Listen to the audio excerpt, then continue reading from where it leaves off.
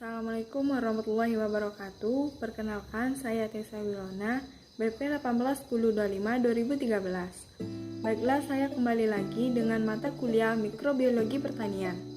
Sekarang saya akan menjelaskan tentang bakteri. Apa itu bakteri? Bakteri adalah kelompok organisme yang tidak memiliki membran inti sel.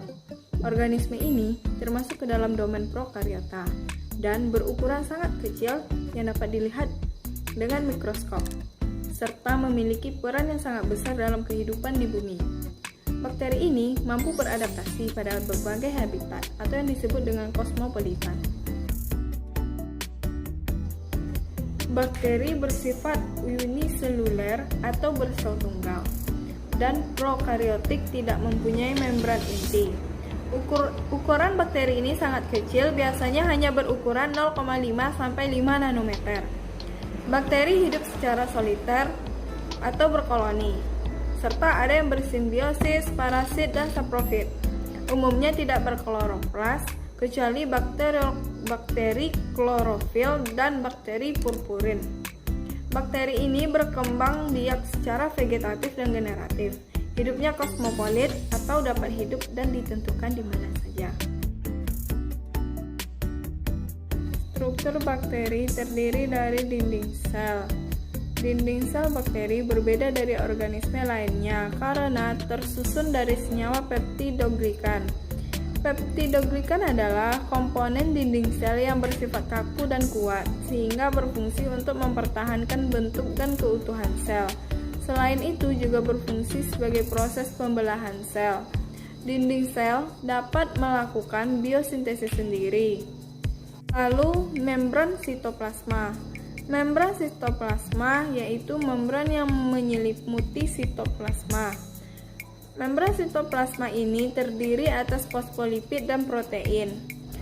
Membran ini berfungsi sebagai transport aktif atau memasukkan bahan makanan ke dalam sel dan mengeluarkan hasil metabolisme. Lalu, tempat pemisahan material genetik dan tempat transfer elektron. Selanjutnya, sitoplasma. Sitoplasma merupakan cairan sel yang terdapat organel-organel sel, yaitu ribosom, materi genetik DNA, dan granula sitoplasma. Lalu flagela. Flagela berbentuk seperti benang dengan diameter 12-20 nanometer yang mengandung protein atau flagellin. Flagela ini memiliki alat gerak yang aktif, terdiri dari 3 bagian, yaitu filamen dan tubuh basal dan hook. Selanjutnya, pili. Pili ini mirip dengan flagel, namun lebih pendek, lebih lurus, dan kaku serta lebih kecil. Pili ini tersusun dari protein yang berperan sebagai alat untuk perlekatan saat melakukan konjugasi. Nah, konjugasi itu apa? Konjugasi adalah pemindahan materi genetik DNA antara satu sel bakteri dan sel bakteri lainnya, sehingga disebut juga dengan pili seks. Lalu, pili banyak ditemukan pada bakteri gram negatif. Selanjutnya, fimbre. Fimbre ini lebih pendek dari pili dan terdapat pada seluruh permukaan bakteri. Fimbre berperan dalam proses adhesi dengan sel hospes. Dan selanjutnya, kapsul. Kapsul atau glycocalyx adalah selubung yang mengandung polisakarida dan polipeptida yang menyelimuti dinding sel. Kapsul ini berfungsi sebagai faktor virulensi bakteri, pertahanan dan perlindungan bakteri, atau yang disebut dengan mempertahankan kelembapan dan vikositas sel, sebagai faktor adesin pada hospes dan sumber energi bagi bakteri tersebut. Lalu, sebagai agen pengendali hayati, bakteri yang diperoleh dari alam yang dapat menekan, menghambat, atau memusnahkan patogen tanaman seperti Pseudomonas fluorescens, Bacillus thuringiensis, Bacillus cereus, Bacillus subtilis. Lalu, sebagai bioremediasi.